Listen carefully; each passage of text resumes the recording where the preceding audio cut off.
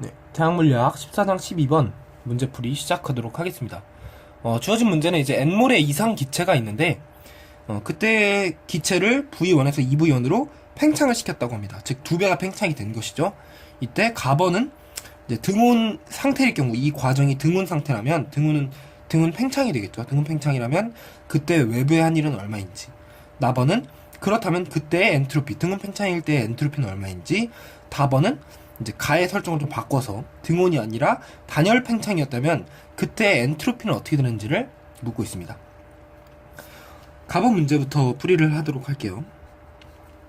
가번 같은 경우는 등온 팽창이니까 저희가 그 1에 대한 정의는 이제 인티그럴 p 곱하기 dv였죠. 네. 이때 이제 p 값을 이상기체 상태 방정식으로 나타내면 pv는 nrt니까 인티그럴 이제 v분의 nrt dv가 되는 것을 알 수가 있습니다. 그러므로 따라서 이제 v가 v1부터 2v1까지 갔잖아요. 2v1까지 갔으니까 이는 nrt 곱하기 ln 2라는 값이 되겠네요. 그쵸?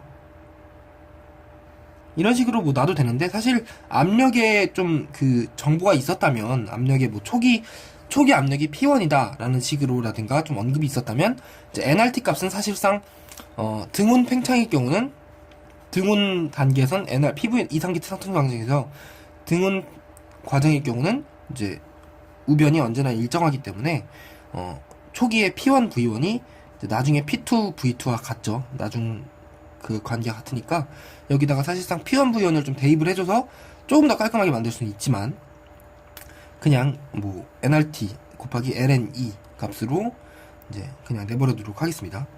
두 번째는 이때 엔트로피 변화가 어떻게 될 것이냐라는 것인데, 엔트로피라는 것은 저희가 연력학적으로 그 온도와 그리고 받은 열량으로 그 표기가 가능했었죠. 그래서 엔트로피의 변화, 엔트로피는 S라는 이제 알파벳을 쓰는데, ds는 dq 나누기 이제 그때 온도 t 값으로 나타낼 수가 있습니다. 그러므로 등온 상태의 경우는 이 t 값이 변화가 없었죠. 그쵸?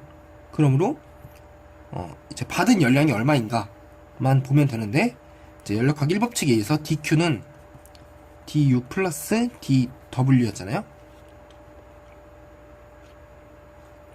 그러므로 이제 이 값을 대입을 해주면, 따라서 엔트로피의 순간 미시 변화량은 t분의 1에 du 더하기 dw가 되고, 이제 이 값을 적분을 해주면 되겠죠. 적분을 해주면 되는데, 따라서 s는 등온이니까 총 변화가, 즉 그 엔트로피 변화량이죠, 델타 s, 총 변화에서 등온 그 과정 동안 어떤 온도의 변화가 있었던 게 아니잖아요. 그러니까 온도는 단순한 상수가 되면서 앞으로 튀어나오게 됩니다.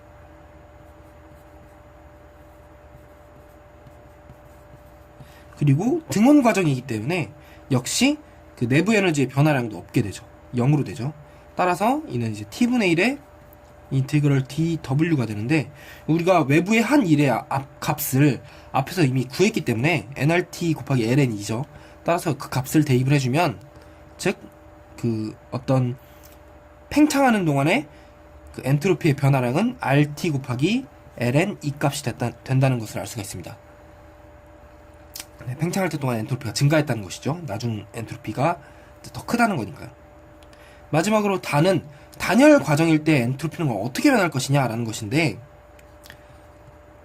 단열이란 것은 이제 dq 값이 0인 것을 의미하죠. 이제 실제적으로 엔트로피 공식을 썼을 때 저희가 이렇게 생각할 수 있거든요. ds는 dq분의 t인데 단열 과정 동안은 계속 온도가 변하잖아요. 그러니까 단순하게 이 공식을 쓸 수 없는 것이 아닌가 라는 생각을 할 수가 있는데, 단열 과정이기 때문에 이제 받은 열량이 0이어서 이 값이 0으로 가버려서 온도가 어떻게 변화하든지 ds 값은, 즉 총 엔트로피의 변화량은 0이 됩니다. 따라서 이제 엔트로피의 변화가 없다고 할 수가 있겠네요. 이것으로 대학물리학 14장 12번 문제풀이를 마치도록 하겠습니다.